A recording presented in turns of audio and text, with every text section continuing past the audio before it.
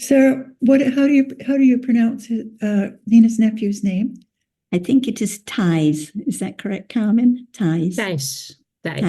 Thais. Yeah. Yes, and an unusual name for us. Thank you.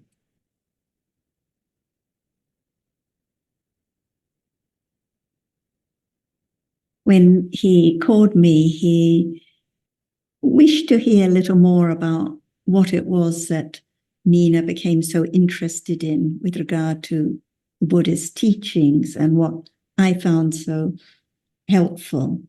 And I started off, he had given a quote that he had planned to use in the funeral about that a philosopher that Nina had studied a long time ago had written about the soul and the soul coming here and there. And I said that the Buddha's teachings was the complete opposite, because the heart of the teaching is that there's no soul, no inner being, no self, that there are just different realities arising and falling away, not in anyone's control. And he was familiar with phenomenalism and wondered if it was similar. So I said, well, in a way, yes, because there are just these different phenomena, different mental and physical phenomena arising and falling away. And life just exists in this very moment. So at this moment, there is seeing, there is hearing, which are conditioned, not I who can make seeing or hearing arise. And this is why we appreciate there's no point in clinging to this or that person, because even the clinging is just momentary. The grieving is momentary. The one we knew as Nina is no more, but life continues on. Death is another moment, followed by another moment. So there is actually birth and death at each moment. And when we grieve and feel so sorry, it's actually for the loss of our own pleasant feeling. But when we think of Nina's peaceful passing away and how death is just one moment to be followed by another, then nothing to feel so sad about. And I'm not sure if I mentioned it, but I thought about how so recently when Nina was asking questions about death and fear of death, and Jan had said, well, are you afraid of falling asleep? Because it's just like falling asleep, another moment. So usually we're not afraid of falling asleep, but deep sleep is just the same as death consciousness, just a different function, but the same kind of reality. So I think that it is the understanding of the truth now that is so very helpful. And he mentioned that he was going to try to study some of the Abhidhamma. And last week we talked about what is the value of Abhidhamma, what is life now, what is birth, what is death, what is the truth at this very moment, what is impermanent now, what is the cause. He mentioned in our discussion about causes such as one's upbringing or being brought up during the war or one's parental attitudes. But from our point of view, we look at the causes, the conditions for each reality now. The cause of seeing now is past karma, and there has to be what is visible impinging on the eye sense. The thinking with sadness now is not caused by the upbringing, but one's habit, one's tendency of clinging and then feeling sad when it's not as we like.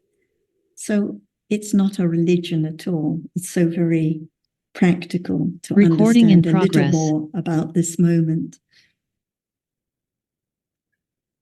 So I don't know if you would like to add any comments, Jan, or anyone else?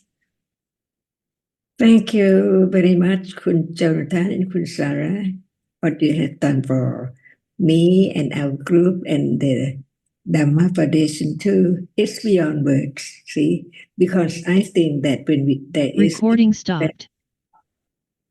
of the truth, Nina just disappear, no more at all. But someone can be joyfully listen to what you are saying. See, we don't know.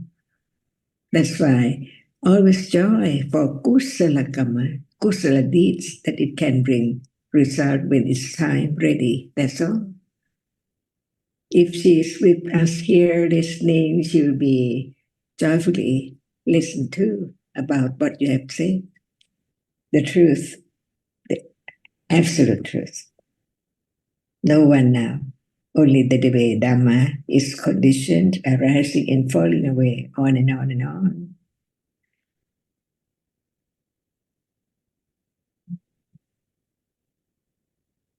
So anyone can be joyful listening to the truth. No one, only different conditioned dhammas, depending on conditions. And among all conditioned realities arising and falling away, right understanding is the best of all. Understanding the truth, no one at all, not me, not you, not anyone at all. Only moment of seeing, hearing, considering about what is there as it's gone, never to arise again. But as long as there are conditions for whatever arises, it is arising now. See, this moment pass on and then another moment, non-stop, as long as there are conditions. But there are so many different conditions for whatever is now arising. The level of understanding, the moment of seeing, and just listen to understand the very subtle truth. And that is the only way to letting go wrong understanding and clinging with ignorance of this very moment, as is not yet clearly experienced until time comes. From now on, little by little, it will be there unexpectedly. So enjoy each moment of understanding the truth. No one.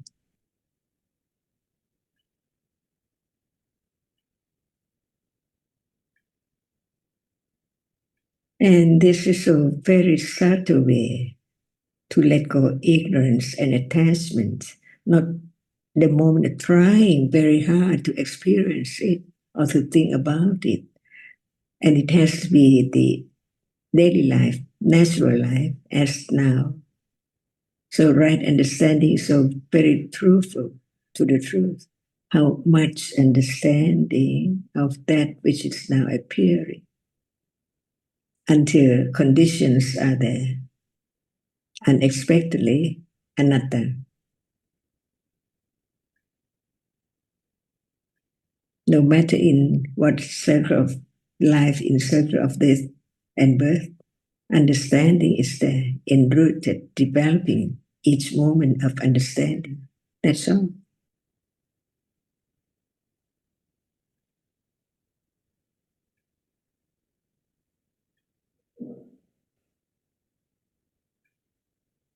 So when thinking about Nina, thinking about goodness, understanding moment,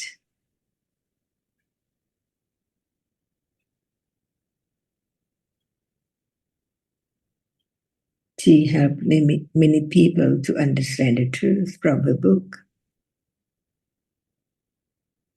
and her words about the truth. How much understanding has to be developed on and on and on, gradually, pleasantly, that is there, and it can be known even right now, from moment of hearing, considering, on and on and on. No one, see, understanding is there.